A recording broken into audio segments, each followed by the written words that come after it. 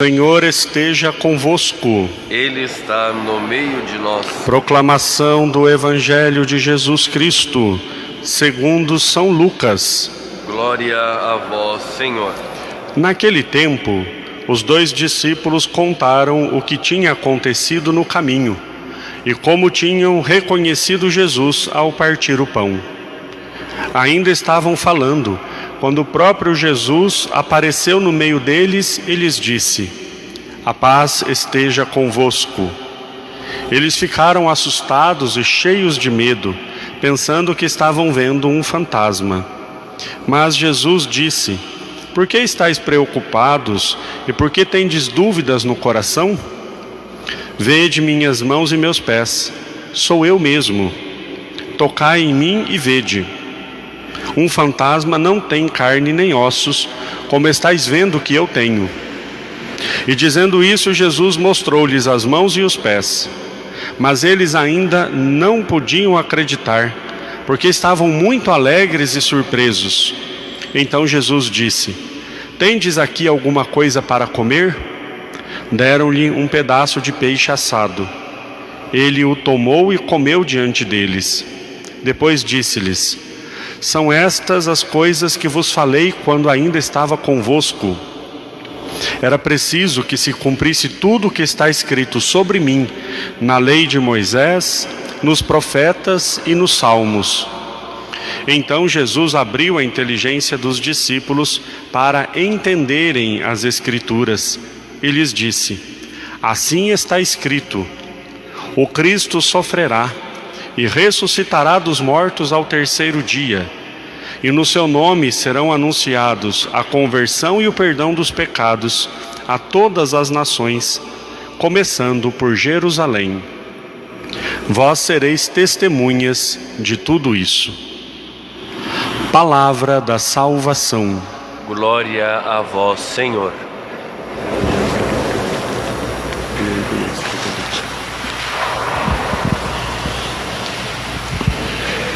Ó Maria concebida sem pecado, Rogai por nós que recorremos a vós. Em nome do Pai, e do Filho, e do Espírito Santo. Amém. Meus queridos irmãos e irmãs presentes aqui na nossa catedral, também aqueles que nos acompanham pelos meios de comunicação, que alegria celebrarmos juntos, né? Que alegria. Ontem eu rezei missa às 10 da manhã e depois rezei de novo às 19 horas, com tudo fechado, com as grades fechadas, o povo participando do lado de fora da igreja, algumas pessoas participando do lado de fora da igreja. Que tempo difícil, né? Mas olha, graças a Deus, estamos aqui todos reunidos. Para aqueles que estão nos acompanhando, nós já temos autorização de celebrar a missa com a presença de fiéis, né? Com quantidade reduzida, com todos os cuidados, mas estamos juntos celebrando a nossa fé. É uma grande alegria. Nós estamos no terceiro domingo do tempo da Páscoa, e esse evangelho de hoje é a continuação do evangelho do domingo passado, que foi os discípulos de Emaús.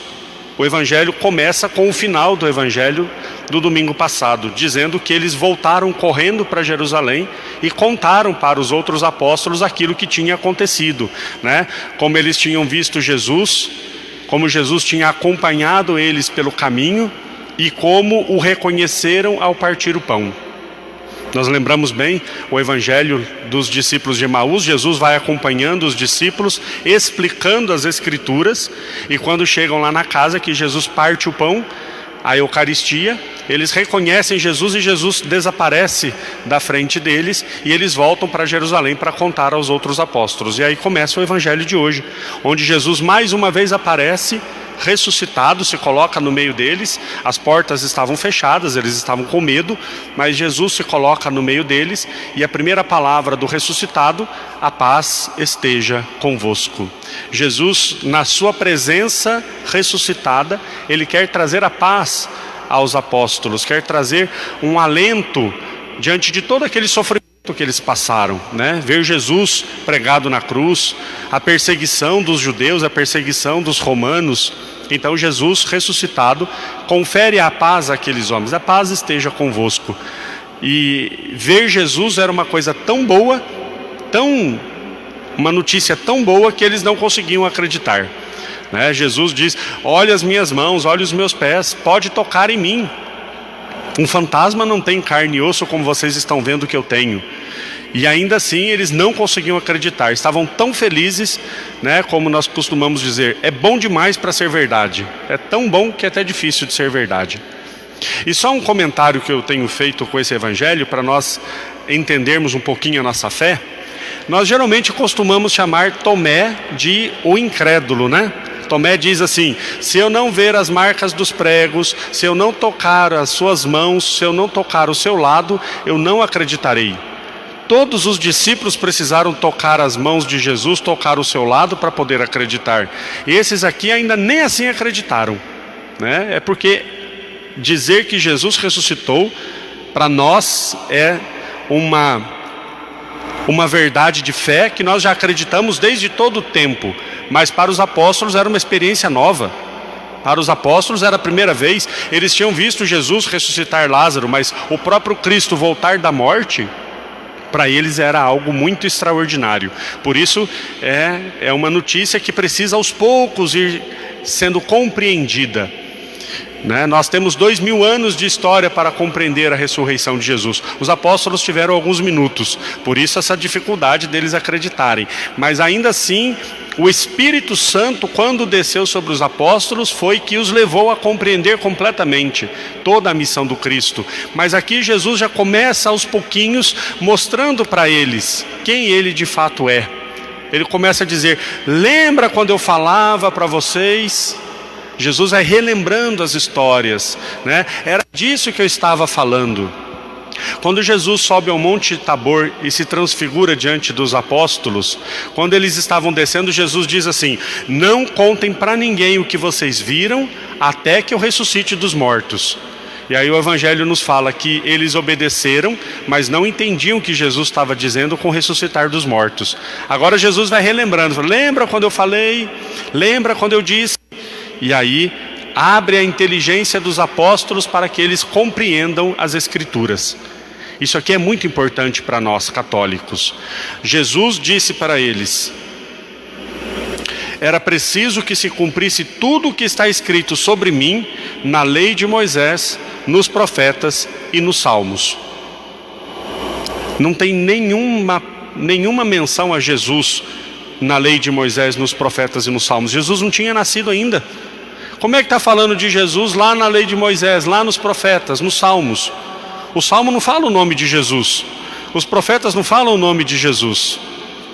Por isso Jesus abre a inteligência dos apóstolos para eles entenderem que desde Gênesis até Apocalipse a Bíblia só fala de Jesus. E se nós quisermos ler a Bíblia da forma correta, nós precisamos, desde Gênesis até Apocalipse, encontrar Jesus nas Escrituras. Tudo vai tomando um novo vigor, tudo vai tomando uma nova forma depois de Jesus. Nós medimos o nosso tempo assim, né? Antes de Cristo e depois de Cristo. Tudo que nós olhamos no Antigo Testamento, nós vamos encontrar a vida de Jesus de forma prefigurada. E tudo vai tomando, como eu disse, uma nova cor, vai tomando uma nova forma. Aí eu vou ler o livro de Gênesis, onde Deus pede que Abraão sacrifique o seu filho Isaque. Aí eu vejo lá que Isaque pega o seu filho e leva para um monte. Olha só, onde Jesus foi crucificado? No monte. Abraão pega a lenha, o fogo, a faca, diz para o empregado ficar esperando, e ele sobe com seu filho, coloca a lenha nas costas do seu filho. Eu já quase que vejo Jesus carregando a cruz. Entendem? Encontrar Jesus no Antigo Testamento. Toda a Escritura falava de Jesus. E os apóstolos compreenderam. Sabe quando a gente lê alguma coisa várias vezes e de repente parece que dá um estalo? Nossa, entendi. Por graça divina os apóstolos compreenderam. Ah não, mas o Antigo Testamento é muito esquisito. Tem gente que não gosta de ler o Antigo Testamento. O Antigo Testamento fala de guerra, o Antigo Testamento fala de morte. Sim, o Filho do Homem veio a este mundo para lutar contra Satanás, contra o reino de Satanás. O reino de Deus lutando contra o reino de Satanás. Toda vez que no Antigo Testamento eu vejo uma guerra, eu vejo uma luta, é o Filho de Deus lutando contra as forças do mal, lutando contra o pecado. Aí eu vejo lá no livro do Êxodo, o povo saindo do Egito. Moisés libertou o povo escolhido da escravidão do Egito. Jesus é o novo Moisés que libertou a humanidade da escravidão do pecado. A Sagrada Escritura sempre deve ser lida segundo a pessoa de Jesus. Essa é a grande chave de interpretação, para eu entender. Mas os salmos não falam, o salmo fala de uma alma sofrida. O salmo fala de uma alma que está pedindo ajuda a Deus, é Jesus Cristo na cruz.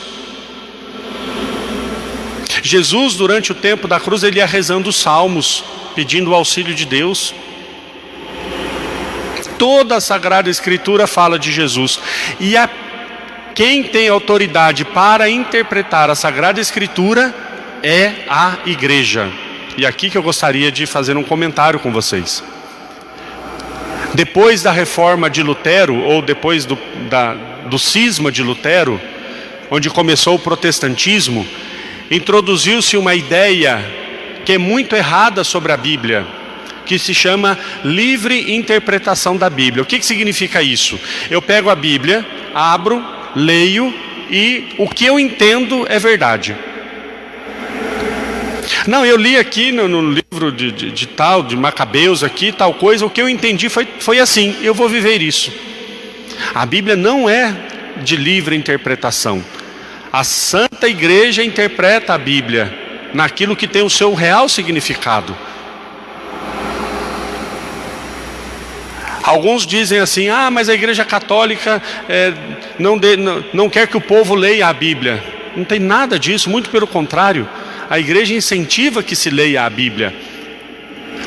Muito mais ainda, quem preservou a Sagrada Escritura foi a Santa Igreja. Foi muito fácil para Lutero, lá em 1500 e pouco, no século XVI, quando já estava se inventando a imprensa, dizer que eles são os guardiões da Bíblia. Mas desde o século III, quando foi instituído os livros sagrados, até o século XV, quem preservou a Bíblia foram os monges na Igreja Católica. Quem copiava a Bíblia letra por letra, palavra por palavra, eram os monges dentro dos monastérios. A Igreja preservou a Sagrada Escritura. E mais ainda, a Bíblia surgiu por causa da Igreja. Tem gente que diz assim, gente, isso é um erro protestante muito grave também. Diz assim, eu vou abrir a Bíblia e vou ler o que está falando sobre a igreja. Está errado. Está errado. A Bíblia surgiu na igreja. Não foi que alguém um dia abriu a Bíblia e disse assim, está escrito aqui tal coisa, então eu vou fundar a igreja porque está escrito na Bíblia. Não, foi o contrário. Jesus Cristo fundou a sua igreja sobre a fé dos apóstolos, e depois de mais ou menos uns 30 anos, depois que Jesus subiu ao céu, depois de 30 anos começaram os primeiros escritos bíblicos. A primeira carta de São Paulo foi 35 anos depois de Jesus ter subido ao céu. E aí eu me pergunto, como é que os apóstolos viveram? Como é que a igreja católica viveu 35 anos sem Bíblia? Com a pregação. Jesus disse aos apóstolos, vocês serão minhas testemunhas. É como termina o evangelho de hoje. E vós sereis testemunhas de tudo isso. Como é que a igreja sobreviveu sem Bíblia? Com a pregação dos apóstolos. Jesus em nenhum lugar disse para os apóstolos escreverem o que ele estava falando. Jesus disse para os apóstolos pregarem o que ele estava falando. E isso eles fizeram. Depois de 30 anos, os últimos escritos bíblicos foram quase 100 anos depois do Novo Testamento, né? Quase 100 anos depois de Jesus ter subido ao céu. Eles registravam a experiência das comunidades com Jesus. Então a Bíblia surgiu da igreja, o Novo Testamento, da experiência da igreja, e não o contrário. A Bíblia deve ser lida em concordância com a interpretação da igreja. Ela preservou, ela é a guardiã dos mistérios, da palavra, dos sacramentos. É uma coisa tão linda. Nós temos 2000 anos de história. 2000 anos de história. Faz 2000 anos que nós rezamos a missa. 2000 anos. Desde Pedro, desde os apóstolos até hoje, nós rezamos a missa. E ela, na sua essência, é idêntica àquela que Jesus celebrou na Quinta-feira Santa, 2000 anos atrás. Isso se chama tradição. Tradição apostólica, o que os apóstolos ensinaram, nós continuamos ensinando até hoje. É lindo, só a Igreja Católica tem isso. Só a Igreja Católica tem essa história de 2000 anos. Eu me lembro no dia da minha ordenação, aqui nessa catedral, uma pessoa me perguntou: padre, qual foi o momento mais emocionante da sua ordenação? Foi o momento em que você se prostrou? Tem aquele momento em que os candidatos se prostram e canta a ladainha de Todos os Santos, que é muito bonito esse momento. Eu disse: olha, esse momento é muito emocionante, mas o momento que eu achei mais bonito da minha ordenação foi quando o bispo colocou as mãos sobre a minha cabeça. Porque isso remete lá aos apóstolos. Nós ouvimos no evangelho de ontem, quando os apóstolos escolheram 7 diáconos e impuseram as mãos sobre eles. É o mesmo gesto. Quando o bispo colocou a mão sobre a minha cabeça, desceu sobre mim uma história de 2000 anos de santidade, de luta, de conversão, de todos aqueles que já foram sacerdotes na igreja em 2000 anos de história.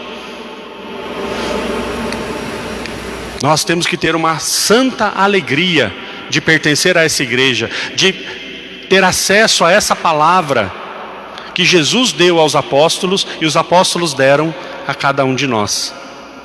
Vós sereis testemunhas de tudo isso. Como é que nós podemos levar essa palavra aos nossos irmãos? Testemunhando.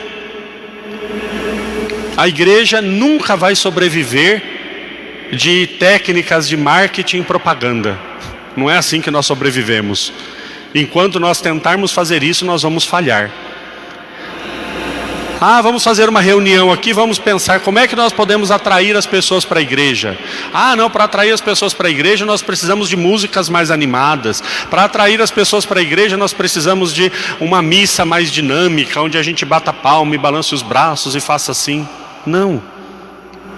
Como é que nós vamos atrair os jovens para a igreja? Para atrair os jovens para a igreja tem que ter coisas divertidas para os jovens.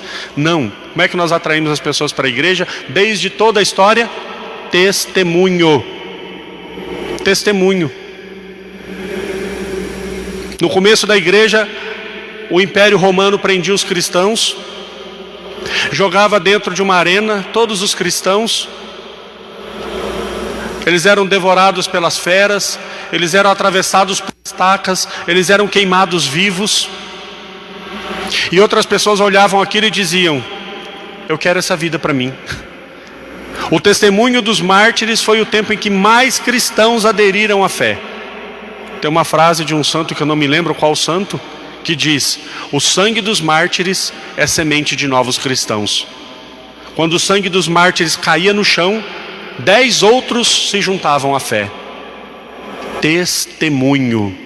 Testemunho. Que nós possamos, com essa força da palavra que a igreja nos concede, que nós possamos testemunhar que Jesus Cristo está vivo, Jesus está ressuscitado. Nós ainda estamos na Páscoa.